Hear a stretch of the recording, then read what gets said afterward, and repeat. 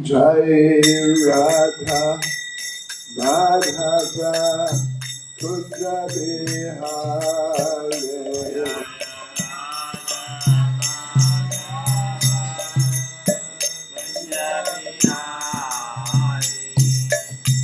Jai Radha Madhava Kunda Bihare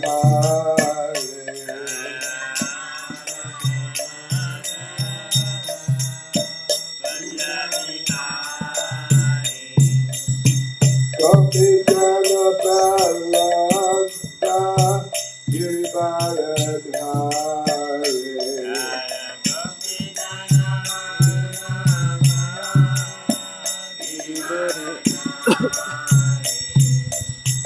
Gopi Jana Balanta Girivaradhare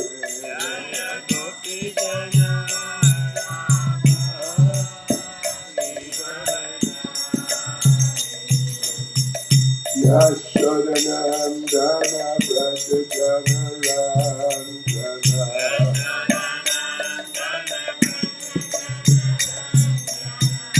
Yashodanandana Brajagana Rangana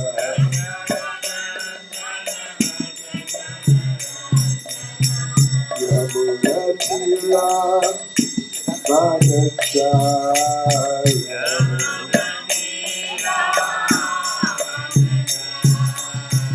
Yamunatira Vanachaya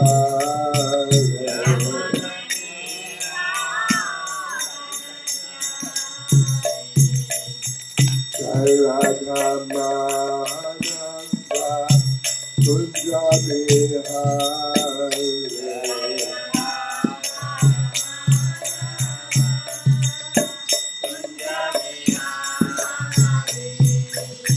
Jai Radha Madhava Kunda Bihare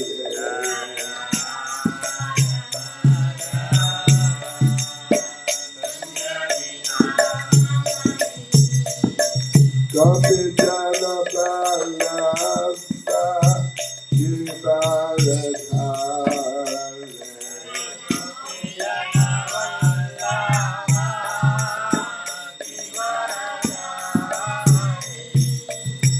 Gopi Jana Balanta Girivaradhare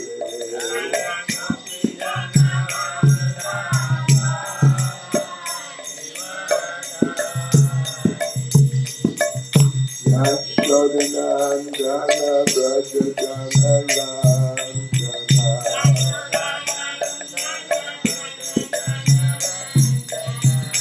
Yashodanandana Brajagana Rangana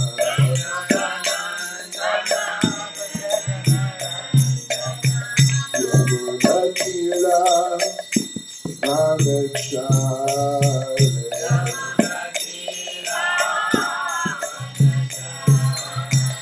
Yamunatira Vanachare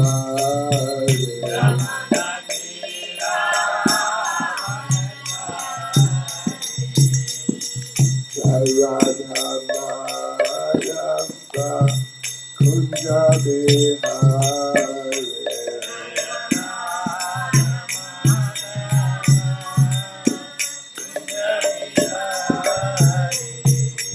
Jai Radha Madhava Kunda Bihare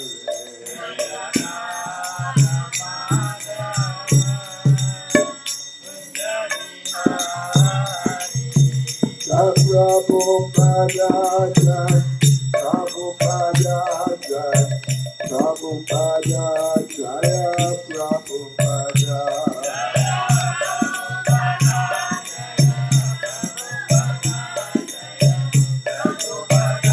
Jaya Prabhupada Jai Prabhupada Jai Prabhupada Jaya Prabhupada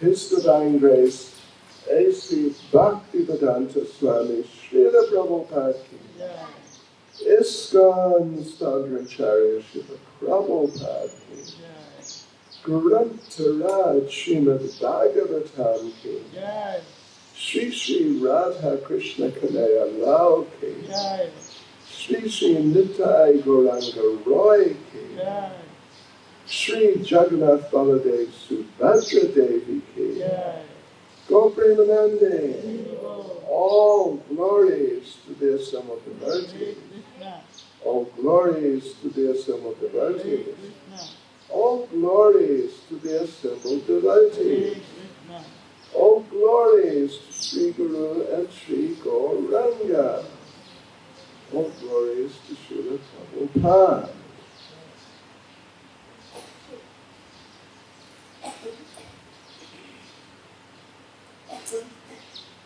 Om Namo Bhagavate Vasudevaya.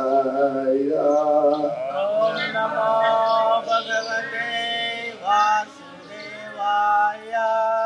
Om Namo Bhagavate Vasudevaya. Om Namo Bhagavate Vasudevaya. Om Namo Bhagavate Vasudevaya. Om Namo Bhagavate Vasudevaya.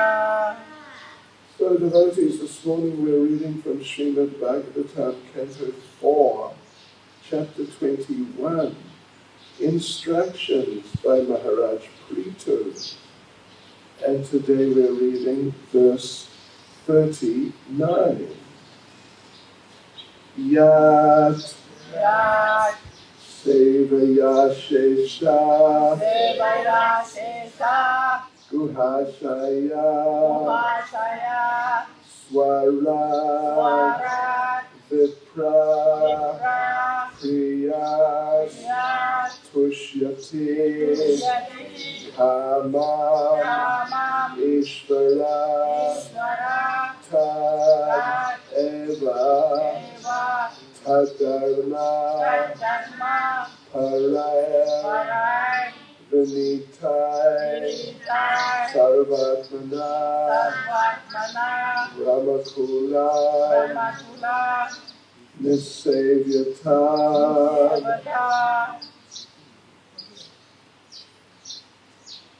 Yatsevaya Shesha Yatsevaya Shesha Guhashaya Swarat Yatsevaya Shesha Guhasaya Swarat Vipra Priyas Tushyati Kamam Ishvara Viprapriya Srishyati Kamamishvara Tadeva Tadharma Pararvanitai Tadeva Tadharma Parai Vinitai Sarvatmana Brahma Kulam Nisevyatam Sarvatmana Brahma Kulam Nisevyatam Yatsevaya Shesha Guhashaya Swarat Yatsevaya Shesha Guhasaya Swarat Vipra Priyas Tushyati Kamam Ishvara Viprapriya Srishyati Kamamishvara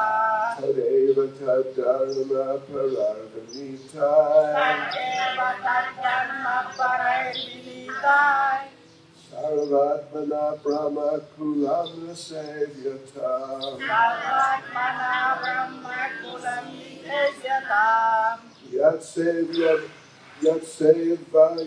Shesha Guhashaya Swarat Yatsevaya Shesha Guhasaya Swarat Vipra Priyas Tushyati Kamam Ishvara Viprapriya Srishyati Kamamishvara Tadeva Tadharma Pararvinitai Tadeva Dharma Parai Vinitai Sarvatmana Brahma Kulam Nisevyatam Sarvatmana Brahma Kulam Nisevyatam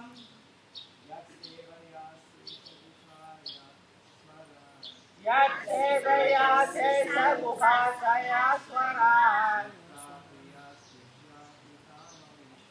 Vipra priya tusyati kamamishvara. Tat eva tat dharma paradinitai. Sarvatmana brahma kulam nisevyata.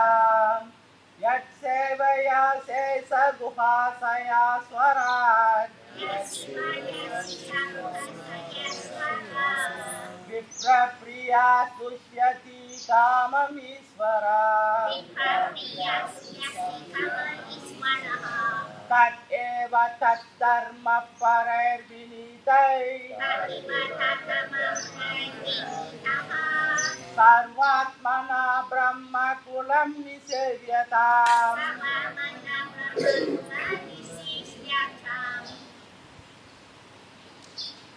Mataji,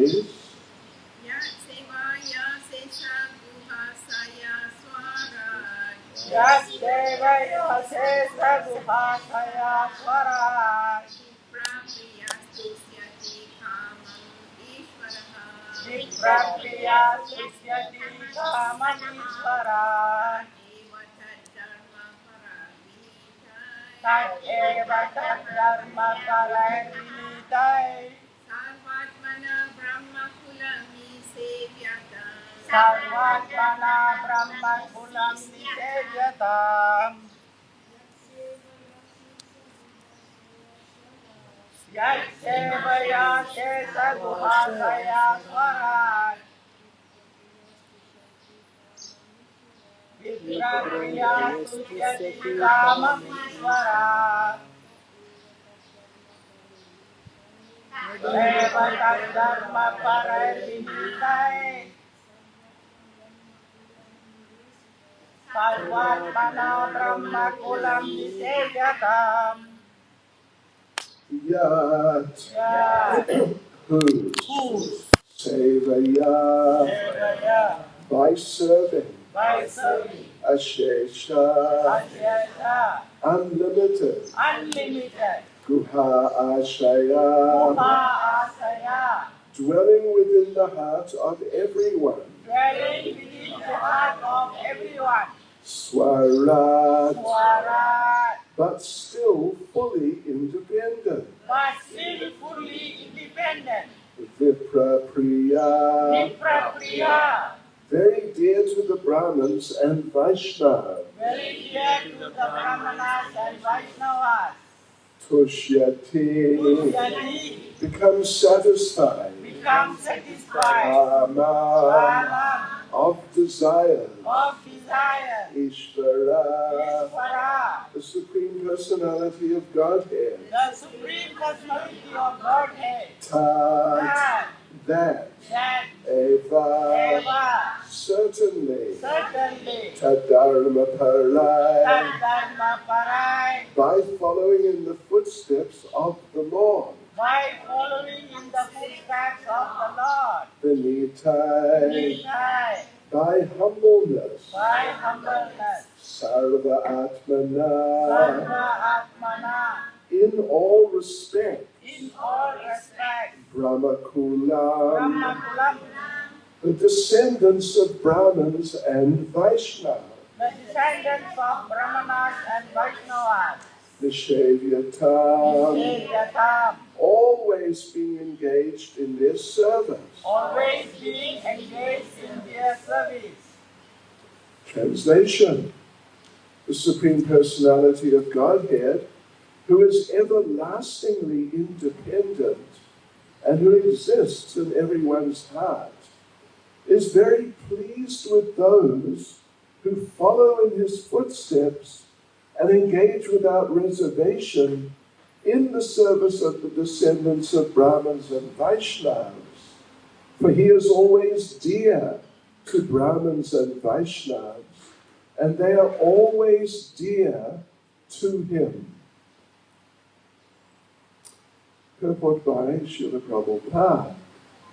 It is said that the Lord is most pleased when he sees one engage in the service of his devotee.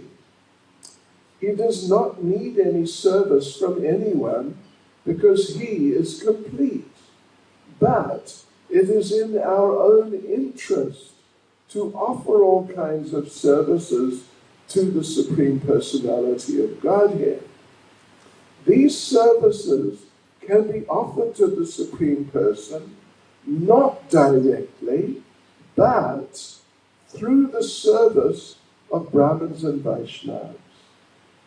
Srila Narottam Das Thakur sings, Chadya Vaishnava Seva Nistara Payeche Keva, which means that unless one serves the Vaishnavas and Brahmins, one cannot get liberation from the material clutches.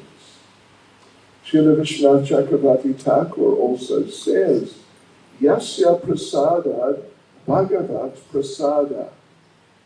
By satisfying the senses of the spiritual master, one can satisfy the senses of the Supreme Personality of Godhead.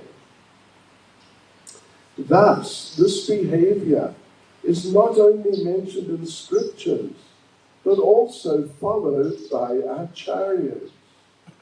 Prithu Maharaj advised his citizens to follow the exemplary behavior of the Lord himself, and thus engage in the service of Brahmins and Vaishnavas. I'll read the verse again. Yatsevya Shesha Guhashaya Yasevya Shesha Guhashaya Swarad Viprapyas Tushyati Kamamishvara Tadeva Dharma Pararvanitai Sarvartvada Brahma Kulam Nishevyatam. Translation. The Supreme Personality of Godhead, who is everlastingly independent and who exists in everyone's heart, is very pleased with those who follow in his footsteps and engage without reservation in the service of the descendants of Brahmins and Vaishnavas. For he is always dear to Brahmins and Vaishnavas, and they're always dear to him. Nama Vishnupadaya Krishna Prestad Bhutale Srimati Bhaktivedanta Swaminiti Namane Namaste Saraswati Deve Gauravati Pracharane Nirvishesha Shunyavadi Pastitya Deshatane Sri Krishna Chaitanya Prabhu Nityananda Sri Advaita Gadadha Shivasati Gaura Bhaktivinoda Hare Krishna, Krishna Krishna, Hare Hare, Hare Rama, Rama Rama, Hare Hare.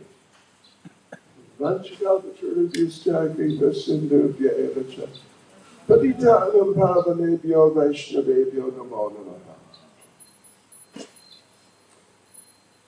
Yes, so this is continuing the same theme of the previous verse which we read yesterday, and it's just a very wonderful subject in Krishna consciousness, in Srimad Bhagavatam, and in the pastimes of Lord Krishna, Lord Chaitanya, and so on and so forth.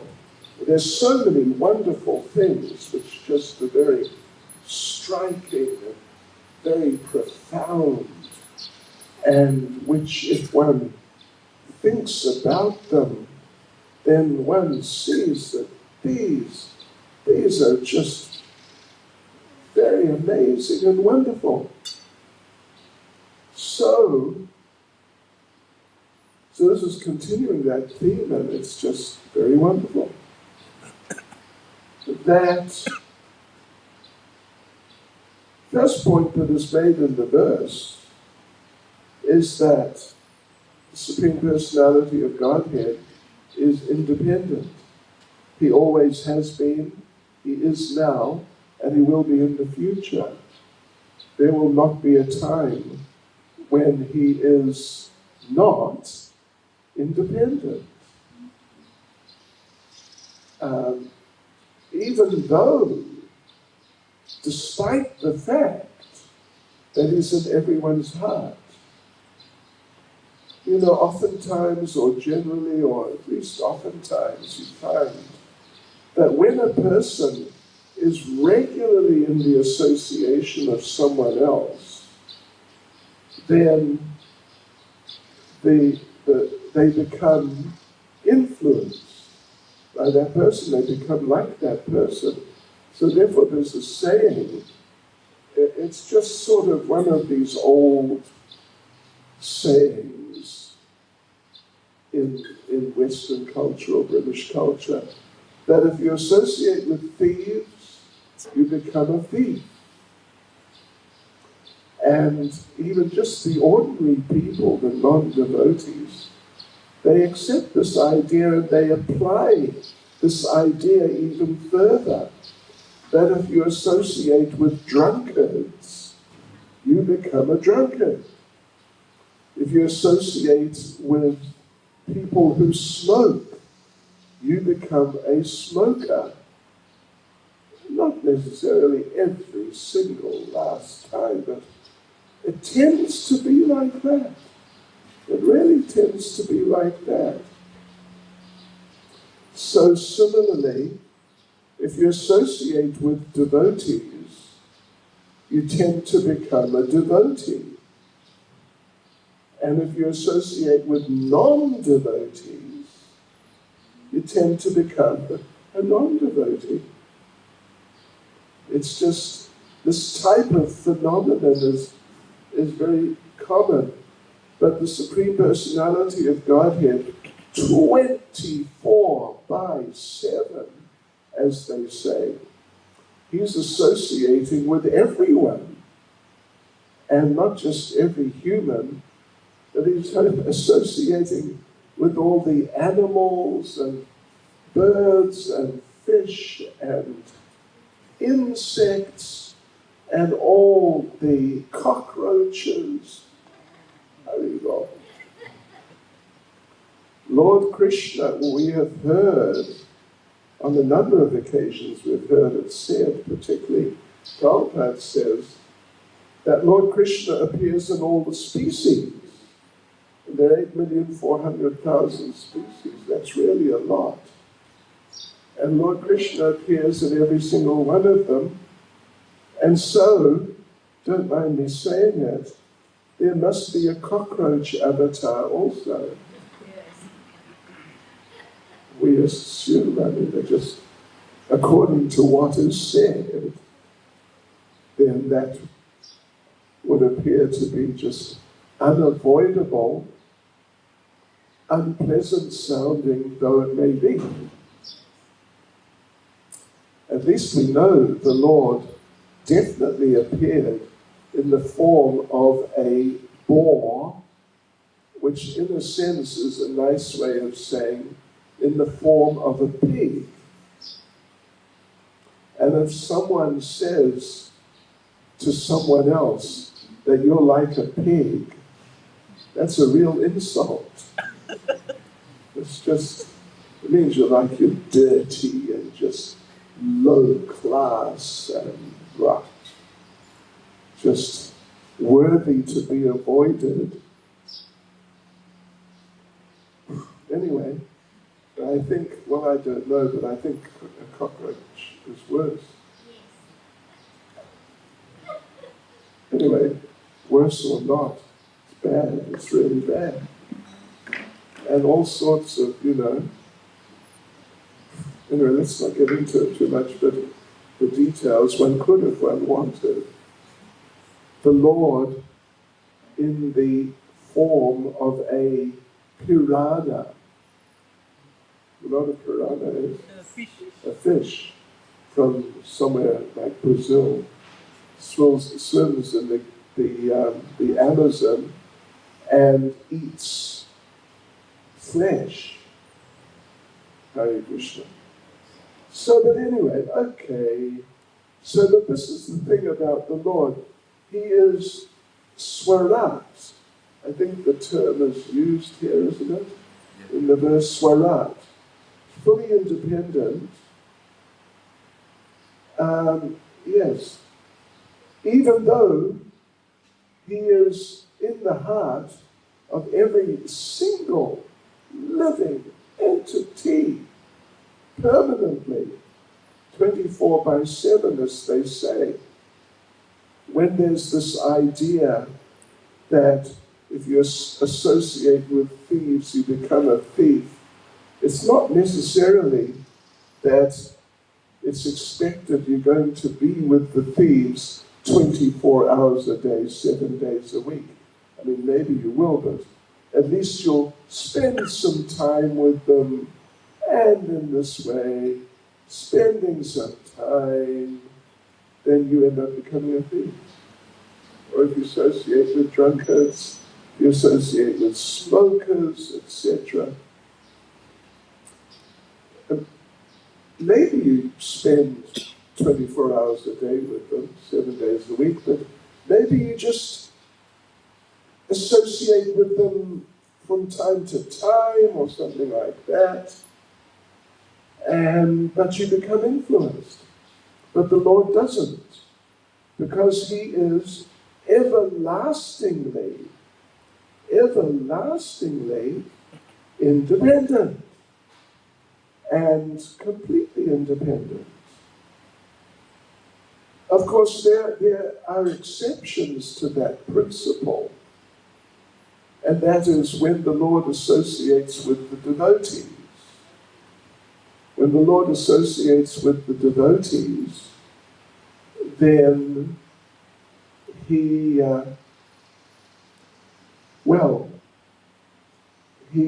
becomes a devotee, he becomes like a devotee.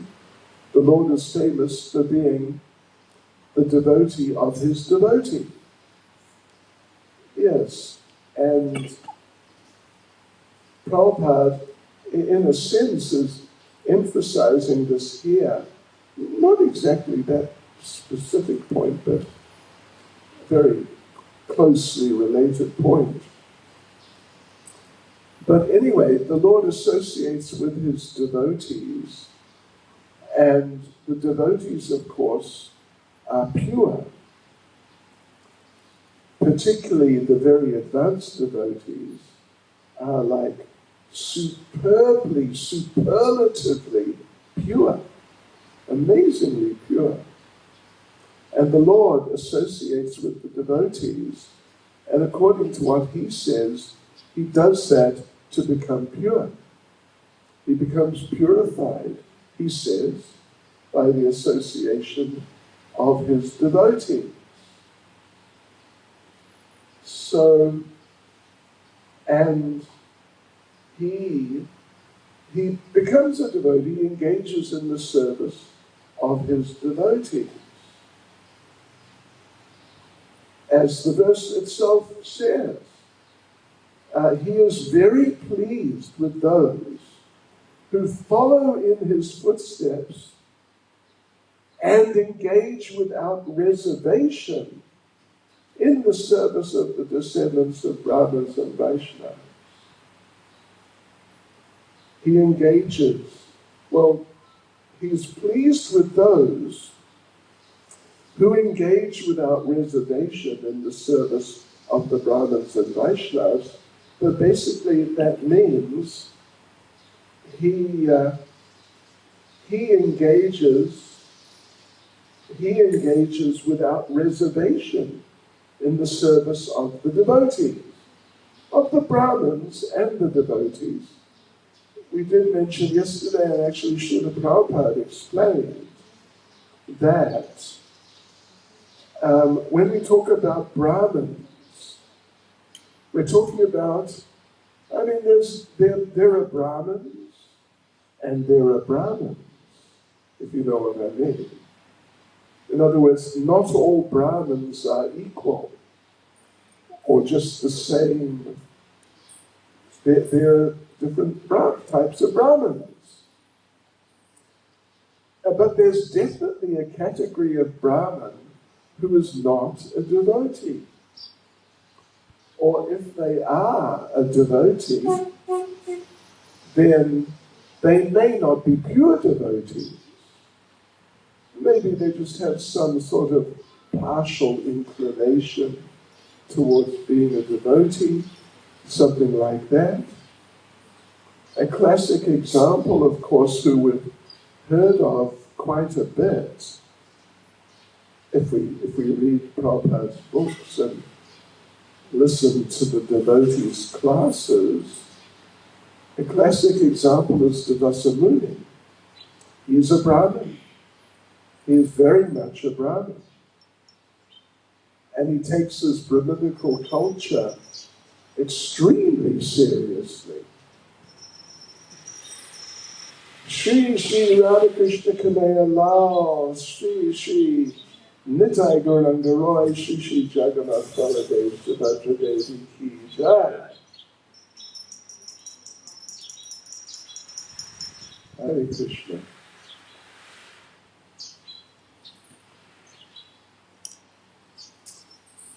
Yes. So, the Lord serves his devotees in all different types of ways. Well, no, we were saying the Brahmins, Devasa Muni is a Brahmin. He's a real character.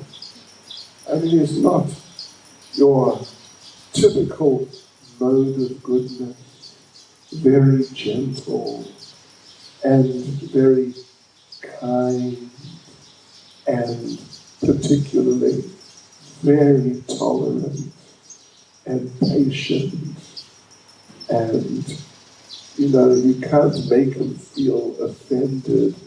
Even if you try to make him feel offended, he won't feel offended. That is not Devasa Muni. We do the seminar, some of you may have heard of it, about the demons in Krishna's Vrindavan Leela. And at least in terms of what's presented in Srimad Bhagavatam, Bhagavatam presents about 21 or so of these demons from Krishna's Vrindavan Leela. Actually, there's a lot more, because particularly when Krishna was out herding the cows, every day 2 demons would come. One around lunchtime, and Krishna would kill the demon, sort of 1-ish. And Krishna would fight the demon and kill the demon. And the cowherd boys would all be, Jai, go for it, Krishna. And Krishna would kill the demon. And as soon as the demon was dead, basically, someone would call out, "It's lunchtime," because that was the signal. Demon comes, demon is killed, time for lunch. Every day. And then later on, in the afternoon, 4 o'clock, maybe 5 o'clock, another demon comes. And again, there's big battle, and cowherd boys are all, "Go, Krishna, yes, Krishna." And Krishna kills the demon, and then someone shouts out, "Time to go home." One interesting little detail which we have read is that when Lord Brahma stole the cowherd boys and calves, they were not the real cowherd boys and calves. They were, you could say, Maya cowherd boys and calves, or particularly, anyway, cowherd boys and calves. And actually, the real cowherd boys and calves, they just continued moving around Brajmandala for the whole year, because it was only almost, maybe exactly a year, at least approximately a year, until it became clear, until the cowherd boys and calves who were put in the cave by Lord Brahma in this case, until they were released. Yes.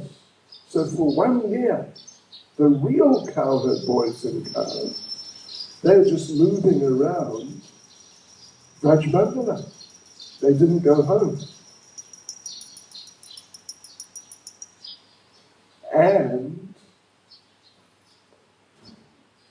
And they didn't stop for lunch. But they didn't die of starvation either. And they didn't go home. Why? Because they're having so much fun in the forest that if the fun is not interrupted by the killing of a demon, they just carry on and they don't stop. Literally for a whole year. Okay, anyway. So this is it's very significant, and it's really wonderful that the Lord, well anyway, Devasa Muni, sorry, I was saying, Devasa Muni, we have, I think 21, if I remember correctly, demons killed by Krishna in his Vrindavan pastimes, as described in Srimad Bhagavatam. Of course, not exactly all of them were demons, like Lord Brahma is not a demon, Lord Indra is not a demon, and not all of them were killed. Certainly Lord Brahma and Lord Indra were not killed, but even Kaliya, who was a demon, real like first-class demon, he was also not killed. Anyway, okay, but it's expressed like that you've got all these demons who are in Krishna's Vrindavan Leela who are killed by Krishna, or maybe in a couple of cases Balaram. So, an interesting point, maybe you've heard this, but it's an interesting point. Almost half of them became demons. They weren't demons. Some of them were devotees.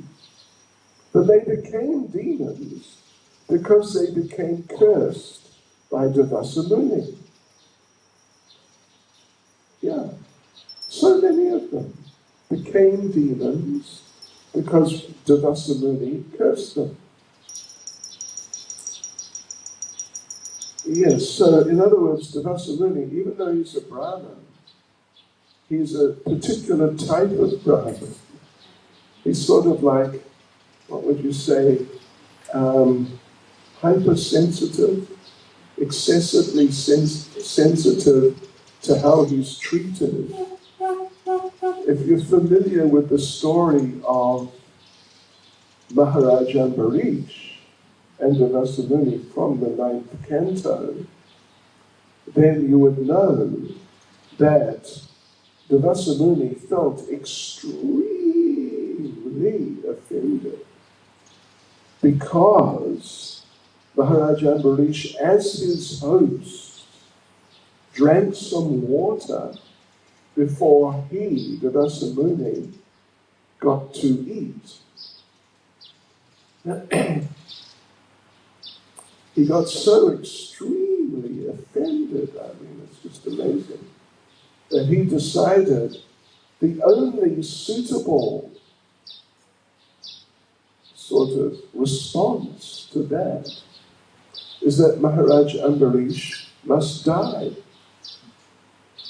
Just imagine, of course Maharaj Ambarish would never do it, but just imagine if someone stole, when Devasa Muni finally sat down and ate, which was a lot later actually, it was about a year later, when he finally sat down and ate, if some sneaky devotee had sneaked up and stolen one of his samosas, oh my Lord, just drink a little water And Devasumuni thinks, you must die.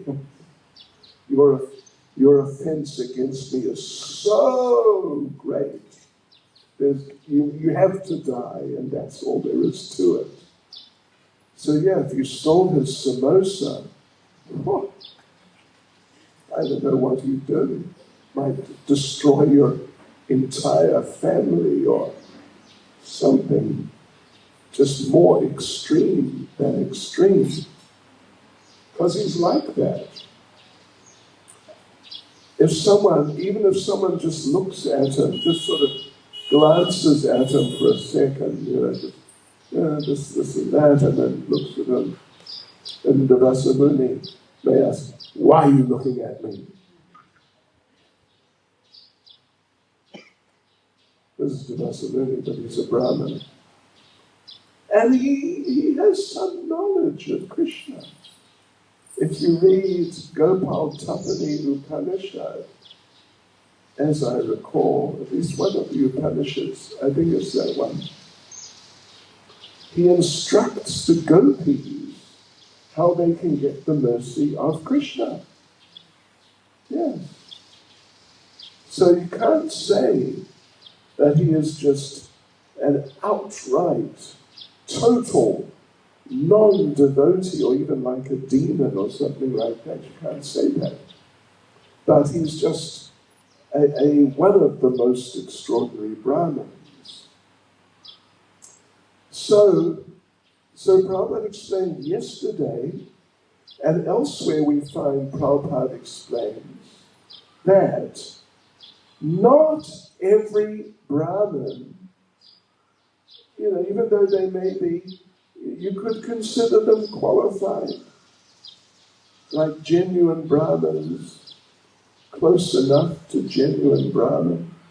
But not every Brahmin is a devotee, a Vaishnava. But every devotee is a Brahmin. This is the point.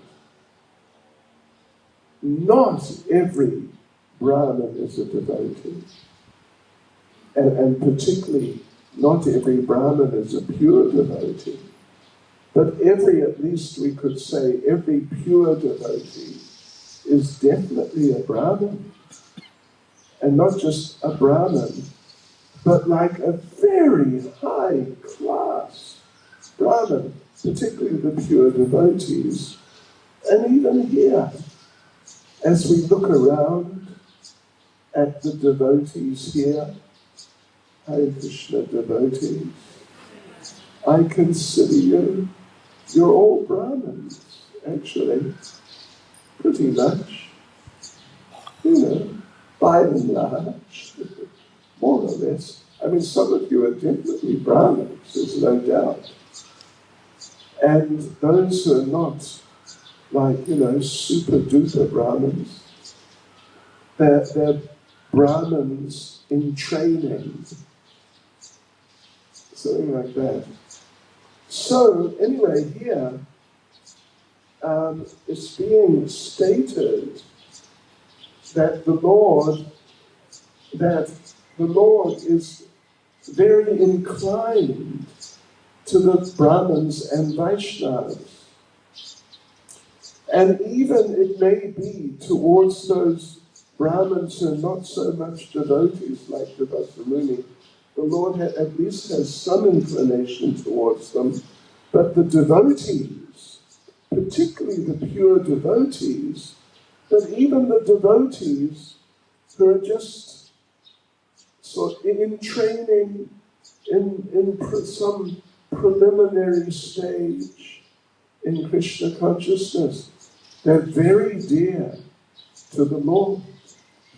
We mentioned yesterday, if you recall, I think it was yesterday morning, that in the 9th canto of Srimad Bhagavatam, chapter 4, the story of Devasumuni and Maharaj Ambarish, then the Supreme Personality of Godhead tells Devasumuni that my devotees are so dear to me, and even those who are devotees of mine, devotees. They're very dear to me. They may not even be his devotees. Because if they were his devotees, why would he bother to sort of, separate them from the devotees in general? Because he just spoke about the devotees in general. That the devotees in general are very dear to him. Yeah, so he's talking about people who may not be devotees of his, but they're very much devotees of devotees, somehow or other. And interesting example which is given, there's a couple of interesting examples, but one interesting example is Bakasura. Bakasura was the brother of Putana, one of the brothers. There were two. Bakasura was one, and Putana was killed by the Lord. She went back to Godhead. Apparently, she is like a nanny. She's like a nanny. You know what a nanny is, right?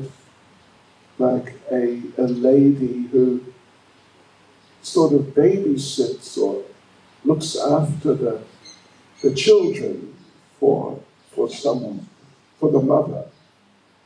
A nanny. So Putana is in Goloka Vrindavan, according to what's stated in the 3rd canto, chapter 2, verse 32 of Srimad Bhagavatam. She's there on the basis of having been killed by the Lord. So she's in Goloka Vrindavan, so it means now she's a devotee. She's really a great, great devotee, because she's there, an associate of the Lord in Goloka Vrindavan. Now, Bakasura is one of her brothers. And Bakasura, at least when Putana came to kill Krishna, there was some initial, very just momentary, just like that, like a little flash, of sort of positive attitude, motherly attitude towards Krishna. It was just for a flash. And then again, her demoniac mentality, I'm just going to kill him. It just took over again. But on the basis of that momentary positive attitude towards Krishna, she went back to Godhead. And now she's a pure devotee in Goloka Vrindavan, according to its Uddhava, who's speaking there in Bhagavatam 3.2.32. I think it's 3.2.23 is one of the two. So, but now Bakasura, he had nothing like that. Even though Putana was just a little flash momentarily, something positive, whereas 99.9% of the time, she was just totally negative towards Krishna. But Bakasura, he was just 100% negative. So in other words, you could say, in a sense, it's sort of arguable, you could say Bakasura was a pure demon. Now, you can't really have a pure demon, because anyone on the material level, which the demons are, their nature is mixed. Yeah. And so there would anyone, even Adolf Hitler or that sort of person, these super demons of our time, they have something positive going for them.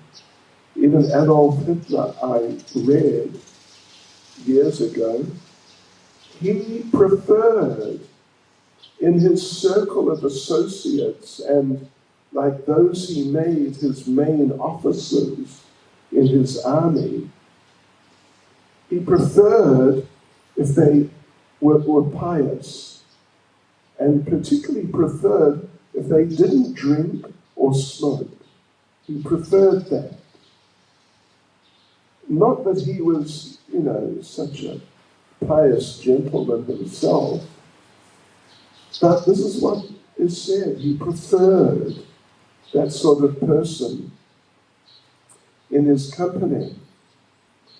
So the Bakasura, he had nothing positive going for him at all. And when it came to his attitude towards Krishna, it was just totally negative. But he went back to Vaikuntha. Actually, the Bhagavatam says he went back to Godhead. So how is that possible? It's not possible. But it was possible because he was the brother of Putana. And Putana was a devotee. And now was already very dear to Krishna. Like one of his nanny type of devotees. Like a mother. So, yeah. Anyway, here in the purport, this is all being emphasized, and it's such an important point that Prabhupada quotes Narottam Das Thakur, Chadya Vaishnava Seva Nistara Payachikeva, which means, Prabhupada says, that unless one serves the Vaishnavas and Brahmins, one cannot get liberation from the material clutches. There's one place where Prabhupada, the way Prabhupada, he quotes exactly that line, Chadya Vaishnava Seva Nistara Payachikeva, but he gives the translation as without serving the devotees, no one has gone back to Godhead.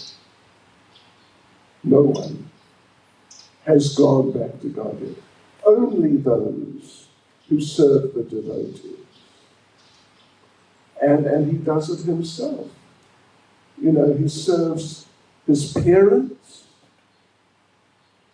When Nanda Maharaj comes home from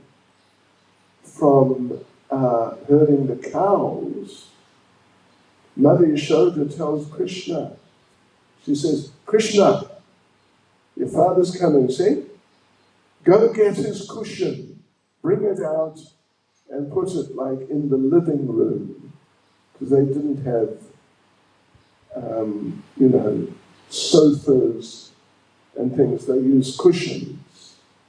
So go get your father's cushion. And Krishna would go running off, find the cushion, and try to pull it out. But it was a really big, heavy cushion, like, filled with, I think they call it K-pop. It's like cotton, even kind of compressed cotton. So like all these old mattresses, they're really heavy because they don't have foam rubber in them. They have cotton. And even in India, to this day, many of the mattresses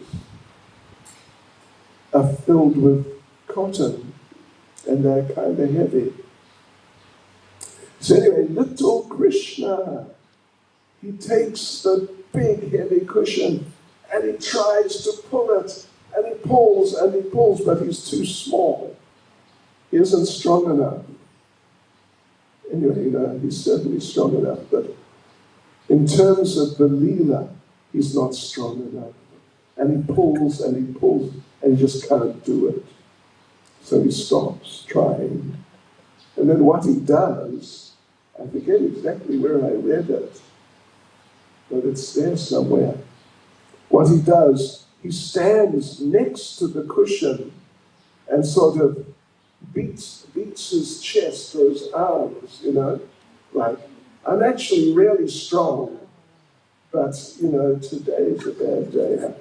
I can't manage it. Well, I'm really strong, but could you help me? Something like that.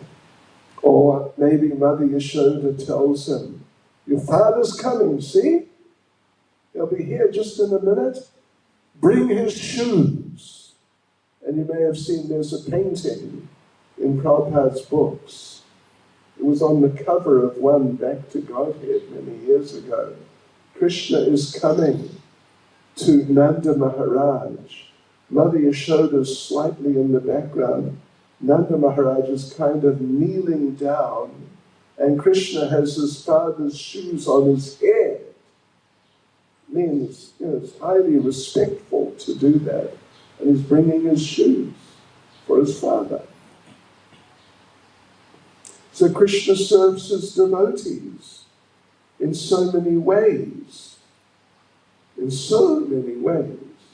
He came as Lord Chaitanya to just give us Krishna consciousness, give us love for him, whether we liked it or not, whether we wanted it or not.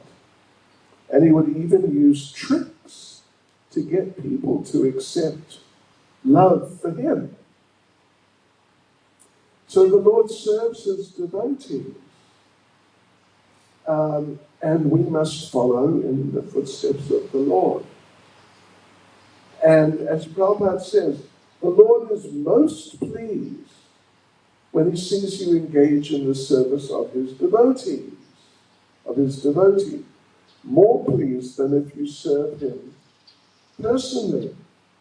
I mentioned that verse in the 4th chapter of the 9th canto. I'm just going to refer back to it, if you don't mind. Just give me a second or two, or 10. It is verse 63. Yeah. I'm completely under the control of my devotees. Indeed, I am not at all independent. Because my devotees are completely devoid of material desires, I sit only within the cause of their hearts. What to speak of my devotee? Even those who are devotees of my devotee are very dear to me. So in the purport, let me just read a few sentences here. So Prabhupada, actually, he quotes, Charya Vaishnava Seva Nistara Payechi Keva. Without being a devotee of a devotee, one cannot be released from material entanglement. Therefore, Chaitanya Mahaprabhu identified himself as Gopi Bhartu Padakamalayur Dasa Das. Thus he instructed us to not become directly servants of Krishna, but servants of the servant of Krishna. And listen to this. Devotees like Brahma, Narada, Vyasadeva, and Shukadev Goswami are directly servants of Krishna. And Shukadev, the same group who are directly servants of Krishna. One who becomes a servant of those devotees from that group, like the 6 Goswamis, is still more devoted. In other words, he's saying, the 6 Goswamis, they really took that position of being devotees of devotees. So if you become a servant of those who are directly devotees of the Lord, like Narada, Vyasadeva, Shukadev, Lord Brahma, then if you become their servant, then you are to be considered, you are more devoted. You're in a better position as a devotee. And even ultimately, you may be a better devotee than them. Yeah. So Srila Vishnu Chakravarti Thakur therefore says, Yasya prasada bhagavat prasada. If one very sincerely serves the spiritual master, Krishna certainly becomes favorable to such a devotee. Following the instructions of a devotee is more valuable than following the instructions of the Supreme Personality of Godhead directly. Hari Bol, what can you say? It's very powerful, isn't it? Very amazing. I mean, we could go on about this, but Hare Krishna. Any comments, questions? Maharaj, I have a question. Yes. Thank you so much for your class, Maharaj. Many of my Tamil committee members are eating beef, Maharaj. Are they the present day demons? Many of your what? Tamilians in Malaysia Oh, Tamils. are eating beef, Maharaj. Really? Are they the present day demons? Well, they're definitely engaged in demoniac activity. Oh, you want to? Like Lord Indra. He's a demigod. He's a great devotee. I mean, he is a great devotee, actually.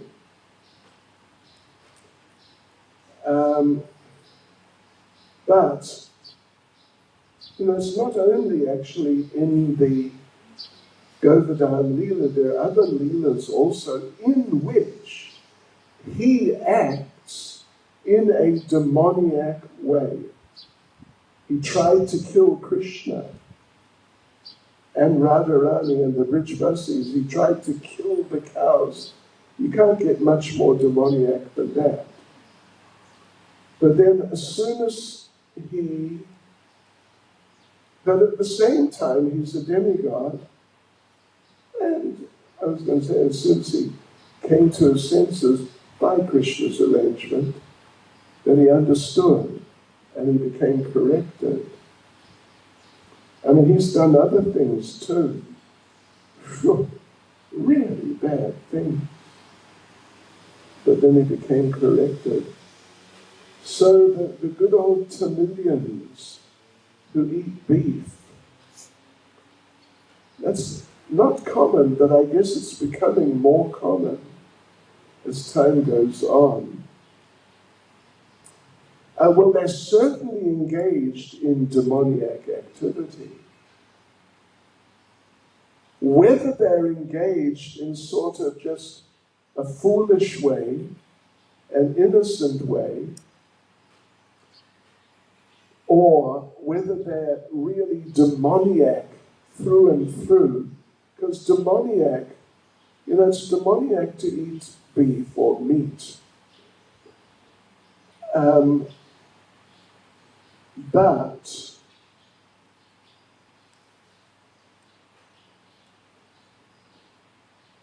anyway, that's demoniac. But one may do it just out of stupidity or social pressure or just social custom, that my relatives are doing it and they're telling me I should do it, so okay, I do it. Being demoniac, the real key to being a demon is to be anti-God. Maybe they are atheists to become atheists. Maybe. A demon, strictly speaking, a classic demon is someone who is anti-God. Asura bhava, asrita, Krishna says in Bhagavad Gita. So others, they may, sort of be pro-God to some degree. They may have been here last night, some of them, because they wanted to be here. They heard about it and they thought, yeah, that sounds great. I'm sure there was a few, not everyone who was here last night. was a vegetarian or eats only prasadam. I would certainly doubt it. So, for someone to really be a demon means they've got to hate the Supreme Personality of Godhead. Others may not hate him.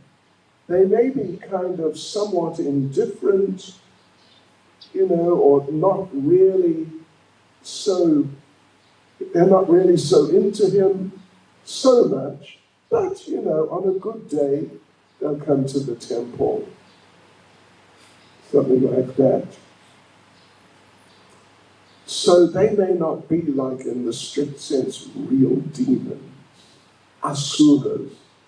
The term for demon is asura, means anti-God. Yeah. But if they don't watch out, they'll become demons. Some of them become Christians. And then they become anti-Krishna. As soon as you become anti-Krishna, you're getting into the demoniac category. Anyway, those are some thoughts on the subject. Hare Krishna. Let Mataji first. Yeah. Sorry, Maharaj. So, what she say? You see, I went to Sankirtan. I always went to the people who cutting the pork, cut pork and selling fish market. But they are not demons. They every month give me donation. Yes. I know. I remember when I was doing book distribution full time, we would go shop to shop and try and distribute books to the staff in the shops. And we would go into the butchers' shops. And the butchers would often take a book and give a donation. Quite often. It was rare that you'd meet, and we'd go dressed as devotees and everything. It was rare to find a butcher who was nasty. In fact, would you believe, maybe I shouldn't tell you this, fasten your seatbelts, but on more than one occasion, a butcher, in a very sort of friendly and kindly type of mood, would grab some meat and try and give it to us. Yeah, it's a gift, because they were not aware that we don't eat that. So, obviously it's a mixed mood. It's mixed. There's some piety at least, and something like that. Although the activity they're engaged in is demoniac, but it may be just, his father was a butcher, or just that he got, a high-paying job as a butcher. Not that he felt, I hate God, and I'm going to show it by eating cows and killing them. Is that okay? Now, Prabhuji needs the mic.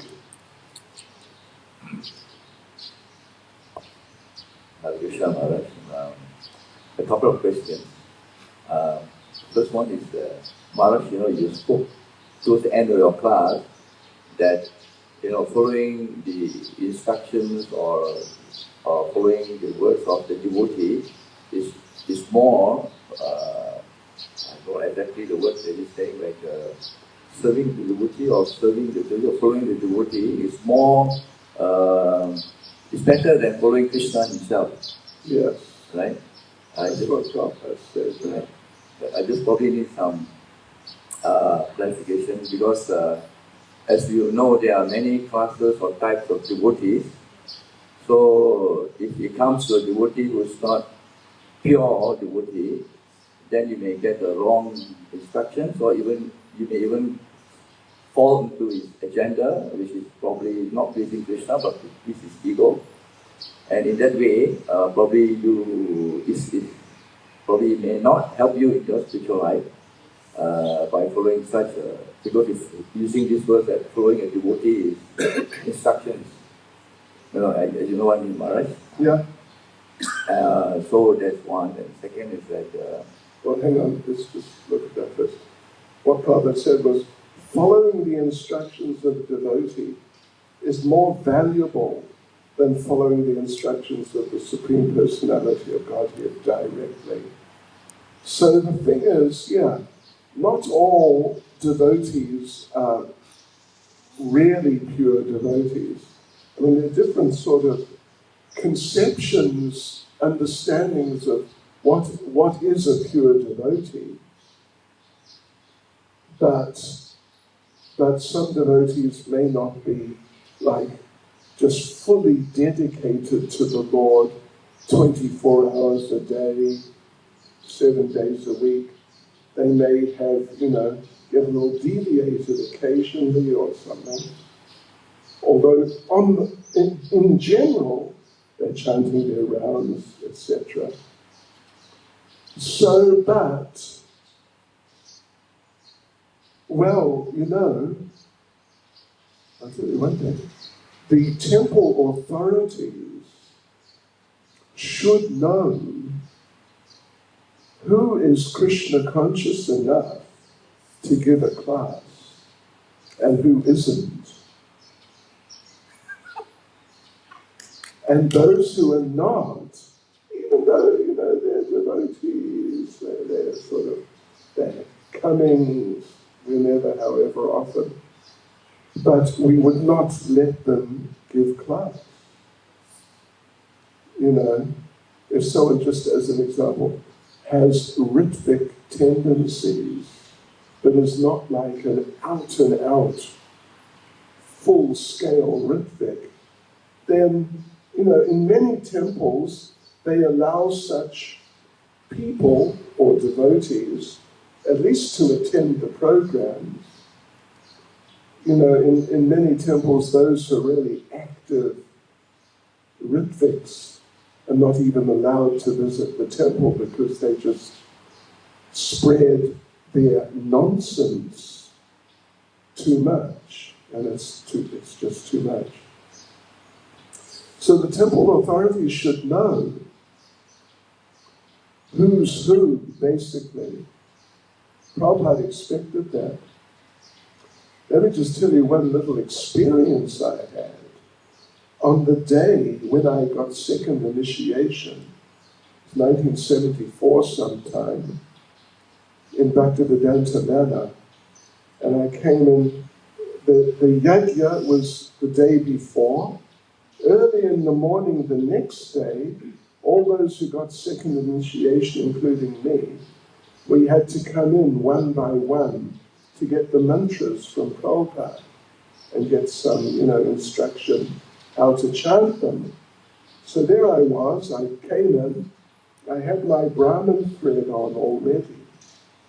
The devotee who did the yajna the day before put it on me, and I just thought, yeah, okay, this is part of the program.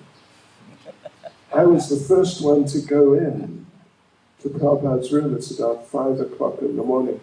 Prabhupada looked at me and he asked me, why have you got your Brahmin thread on? And I didn't know why.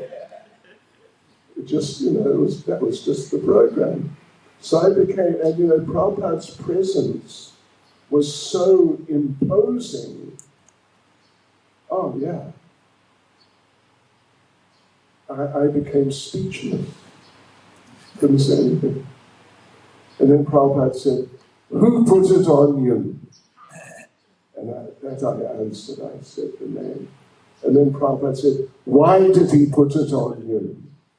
And again, speechless. I didn't know why. I didn't know at all. So you know what Prabhupada did then, right at that point? Well, actually, Prabhupada said, I wanted to put it on you. But you know what Prabhupada did? He called for the temple president. And in Bhaktivedanta Manor, there's a lot of devotees there living in the temple, probably around 100. And whenever Prabhupada would come, devotees would come from all over Europe, from France and Holland and Germany and Italy and Spain, Belgium and all these countries quite close to England. So there was probably at least 300 devotees there. And the temple president was Mukunda Prabhu. Now, Mukunda Maharaj, he was a Vanaprastha at the time. He was still wearing white, but his wife had gone. So Prabhupada called for the temple president, Mukunda. And the temple president came in, and Srila Prabhupada said, "Why has this boy got his Brahmin thread on?" And Mukunda became like that also. He couldn't say anything. And Prabhupada said to him that, "Why do you not know? You're the temple president. You must know what is going on in the temple." Yeah, Prabhupada chastised him. Although, he, Mukunda, was busy from before Mangal Arati till after 10 o'clock at night. Busy, non-stop, because there are hundreds of devotees there, so many things to do. But Prabhupada expected him to know why one little brahmachari, me, happened to have his Brahmin thread on now rather than a few minutes later. And Prabhupada really got on his case. And then he sent him out, just like, get out, sort of thing. Actually, Prabhupada, Badri Narayan Swami, if you know him, he tells one story, an experience he had with Prabhupada. He'd just become temple president in San Diego. That's sort of a moderate-sized temple. Just became president. And then Prabhupada came a matter of days or a week or two, something, after he became president. So Badri Narayan Prabhu at the time, he wanted to ask Prabhupada a meaningful question and get a meaningful answer. He wanted to ask Prabhupada, what are the duties of the temple president? So he went out on a morning walk with Prabhupada and he asked him, Srila Prabhupada, what are the duties of a temple president? Expecting to get some, intricate answer. You must do this and not do that, and deal with the devotees in this way and not in that way, and, something like that. Prabhupada stopped and turned to him and said, temple president is the person who, when anything in the temple goes wrong, it's his fault. And then Prabhupada turned around and walked on. This is a fact. If you ever meet Badri Narayan Swami, you can ask him that. Yeah, so, when it comes, it's one thing if you go outside, or, someone who's not qualified just comes in and starts talking to you. But it's another thing if someone is like giving the class, because it's a very official thing. When you give a class, it's very official. You're representing ISKCON and Prabhupada. You're not just, telling a few recollections or what you think about the state of the world, what you think about Mr. Putin, or something like that. It's meant to be Krishna consciousness as it is. So when we talk about giving classes, the temple authorities need to know who is qualified and who is not, and not allow those who are not qualified. I know in some temples, like in Durban, there's at least one devotee who's very senior, old devotee, who's been a devotee more than 30 years. He's not allowed. And he used to give classes. And he's actually a scholar. But he got mixed up in some, breaking regulative principles some time before, but they don't let him give class because they feel he's not qualified. Is that okay? Is that okay? We had another question. I finished my question. Oh. Are you finished? No, Maharaj. Oh. The sloka today. Yes. The sloka today. It mentioned that follow in his footstep, Krishna's footstep, and engage without reservation in the service of the descendants of Brahmanas and Vaishnavas. Yes. The word descendants means that as we know that we don't accept anybody who just born a Brahmana family or even a devotee family to be a bona fide devotee if they are not following. Yes. So this particular verse, in the service of the descendants of the Brahmana, what actually, which actually is It means they're devotees. Back in the old days, when they were all devotees. It doesn't mean now.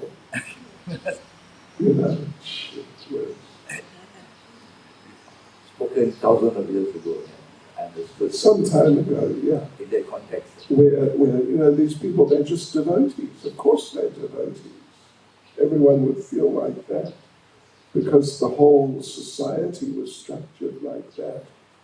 That if you're born in a certain type of family, then first of all, you're born there because you have that qualification.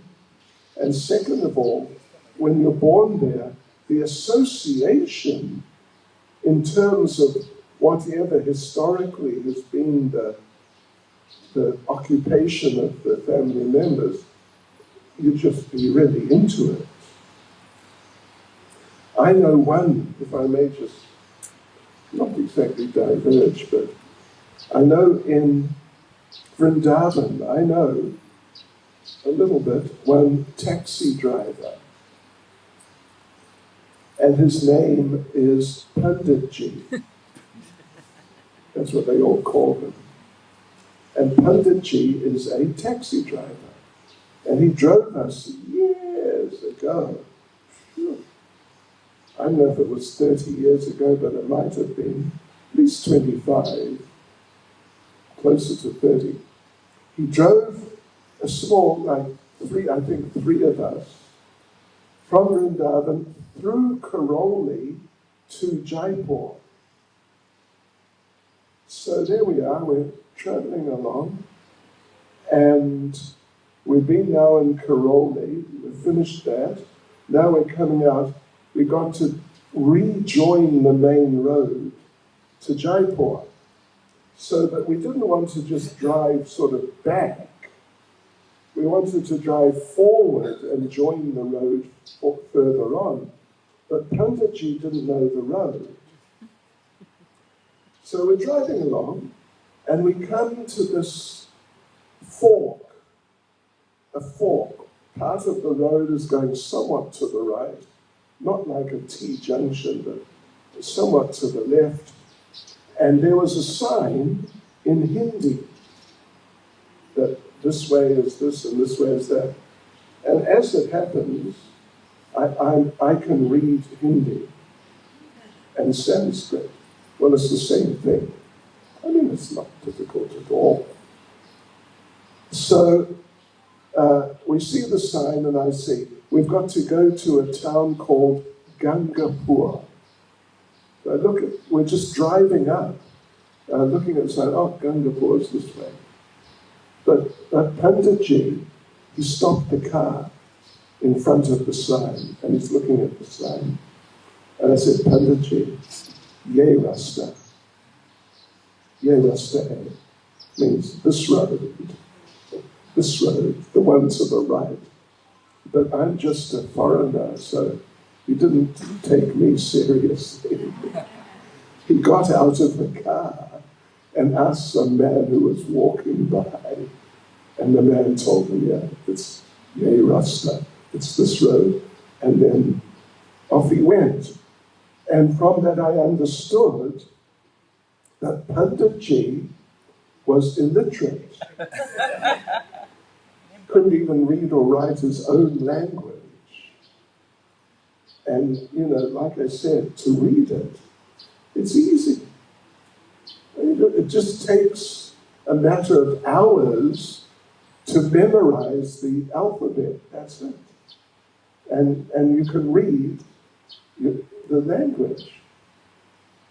But, somehow, and he was wearing dirty, carny clothes. And I asked him, when we first got in the car, and I asked him, hey, what's your name? He said, Panditji. I said, oh, Brahmin, hey. And he responded, and he pulled out a Brahmin thread. It was about as black as the granite. It was really dirty. I think he had not changed it from the day he received it in his childhood from the family guru. But yeah, may Brahman, oh, I'm a Brahmin, see, I got my thread. So it's not those descendants. He's a descendant, it appears, but it's the descendants back in those days. Yeah. The context. Yeah. But just one last personal question, not personal, but since Maharaj came to Todu, this temple, I think a couple of years ago, Gaura Chandra Prabhu, he mentioned Maharaj came all the way from Singapore, travel on their own. Since that day, until the day that Maharaj came, I think the day before yesterday,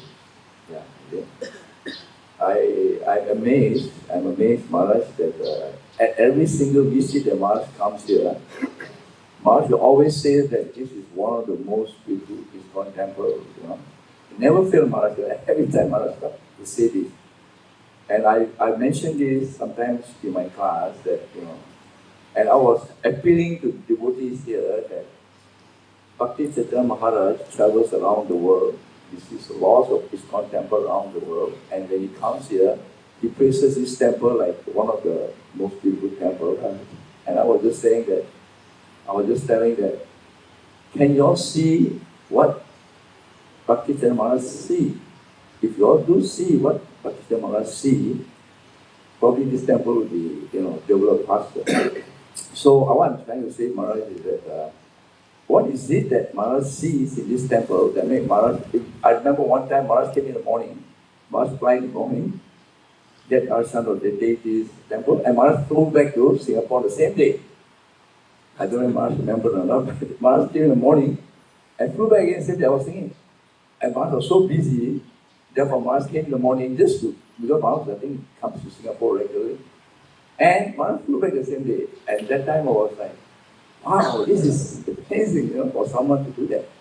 And I'm just amazed, Maharaj, that what is that you see that can make others see the same thing, so that this place really serves its potential, Maharaj. Yes, right. Well, it's very beautiful just physically. Look at the altar. Look at the deities. I mean, it's obvious. And Prabhupada's Vyasasan, and the layout of the temple, it's very nicely done. And from the outside, it's been very nicely done, nicely put together.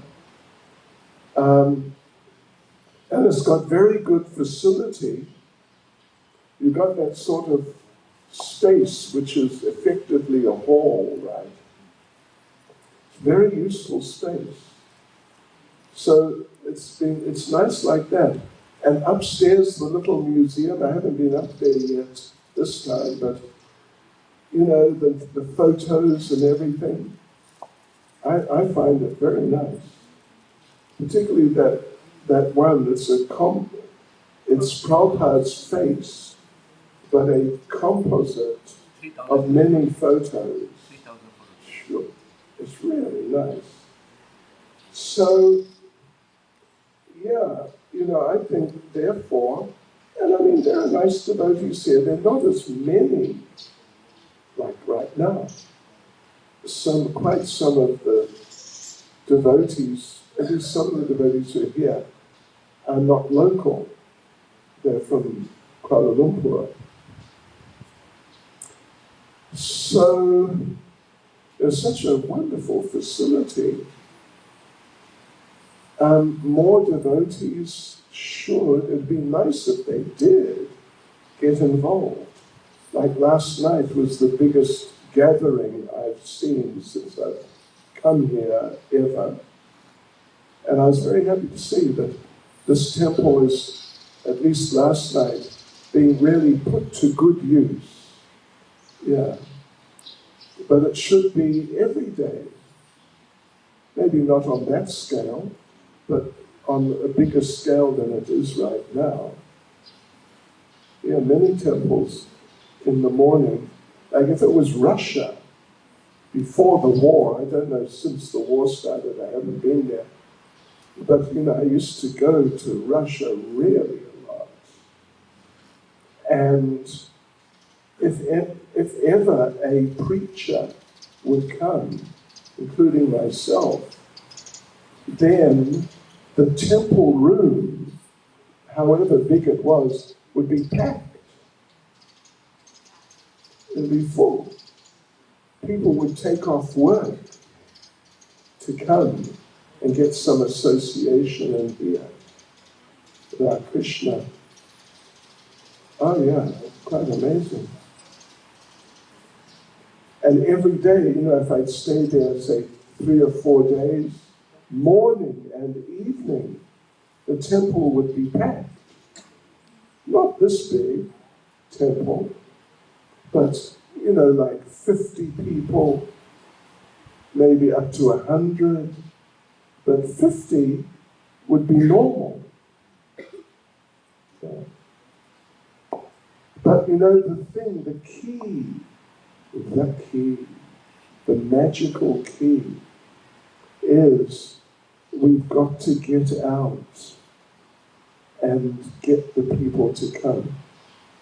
Prabhupada made the point. Prabhupada said, I did not wait to come. I did not wait to be invited by you. I just came. So there's such a nice temple, you could advertise it and just sit here and wait for the people to come. And some will come, but better, we need a team to actively, I mean, I don't know if we have one or not, but generally what you need is a team that goes out every day, all day, that's basically all they do, and meet people, and distribute books, and speak to people, and, you know, encourage people, and invite people, and take people's names and addresses and phone numbers, and now email addresses, and etc., and chase them up, invite them to come, but then chase them up. Phone them up a couple of days later. Make some program, maybe once a month. A program is only for new people who they don't know anything at all. They've never been here. Maybe once a month. to have special program for such people. Yeah, if we work like that, then we'll get lots of people. We'll really get lots. I remember in England when we were doing, in Prabhupada's time and just after Prabhupada left, we were doing book distribution, massive book distribution. And someone would, if not actually join, but come to stay as a visitor every day. Every day. You get at least one person who come to stay as a visitor. And, you know, maybe every week one of them would become a full-time devotee. But it was such an outgoing program, my gosh, really big. And in London, we had the temple in London, in the centre, and we had a lunch program every day. And that's where the people would come to stay at the manor or to visit and so on. It can be done. Can definitely be done. Okay, I think we should stop here. Hare Krishna. Srila